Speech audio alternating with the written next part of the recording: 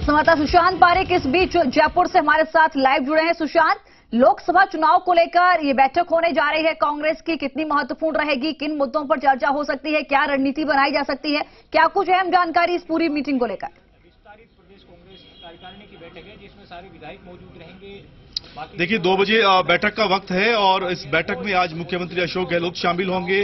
प्रदेश अध्यक्ष जो सचिन पायलट है वो मौजूद रहेंगे, अविनाश पांडे मौजूद रहेंगे और सभी जो अग्रिम संगठन हैं उनके पदाधिकारी मौजूद रहेंगे। एक तरीके से कांग्रेस ने लोकसभा चुनाव का शंखनाद कर दिया है और उसी के तहत एक अहम बैठक।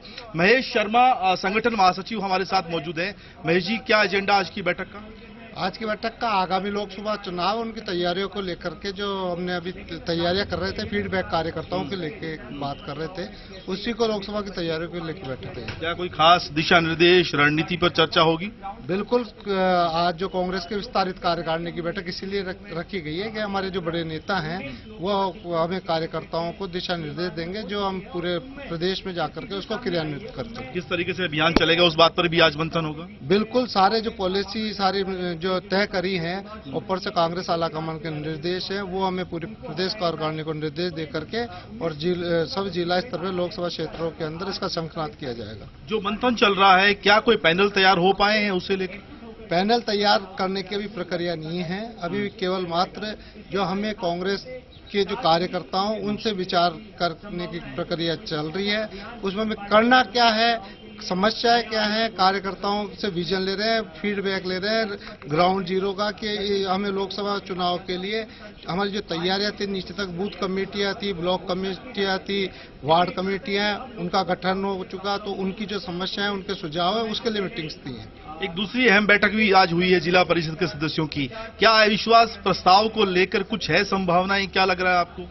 बिल्कुल, जिला परिषद के सदस्य अभी मेरे से मिले थे तो उसके अंदर हमारे पास पूरा संख्या बल है। बीजेपी अपना झेप मिटाने के लिए अविश्वास प्रस्ताव लेकर के आई है जो उन्हें मुंह की खानी पड़ेगी। 23 तारीख को संख्या बल हमारे पास पूरा है और हमारे जिला प्रमुख जो है मूलचंद जी मीणा, उनके नेतृत्व में आगे भी कार्य करते हैं। भीतरघात की कोई संभावना लगती है आपको? भीतरघात, बीजेपी के अंदर भीतरघात की संभावना है, इसलिए उन्होंने बाड़ेबंदी कर रखी है। मेरे सारे कांग्रेस पार्टी के सदस्य यहाँ खुले में घूम रहे हैं, कोई भीतरघात नहीं है। आप ये देखिए, जिस रोज प्रस्ताव आएगा उस रोज भीतरघात बीजेपी के साथ भीतरघात होगा, इसलिए उनको डर है।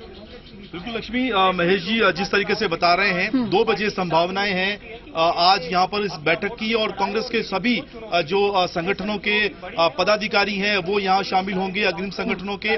और एक महत्वपूर्ण बात और दूसरी मैं आपको बता दूं, जो अभाव अभियोग प्रकोष्ठ है उसकी तरफ से एक जन चेतना जो यात्रा शुरू की जाएगी।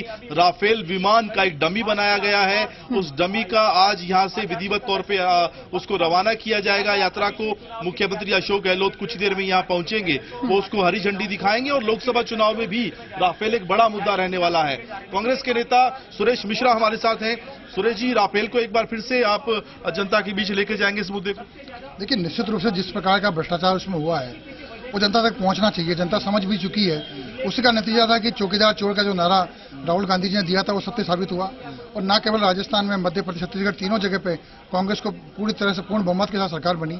जनता समझ चुकी है कि राफेल के अंदर किस प्रकार का घोटाला हुआ है और भाजपा के लोग कितना ही बातें कहते रहे, कितनी बातें करते रहे, जनता समझ चुकी है। और देखिए, लोकसभा के चुनाव भी नजदीक है और लोकसभा के चुनाव में जनता इस बात को पूरी तरह से उठाएगी कि जिन्होंने बड़ी बड़ी बातें की थी, अच्छी बातों की बातें सामने लेके आए थे, उन्होंने किया कुछ भी नहीं, तो जनता को भ्रमित किया और इसीलिए भाजपा को हराने के लिए कांग्रेस पूरी मुस्तैदी के साथ रणनीति तैयार करके बैठी हुई है।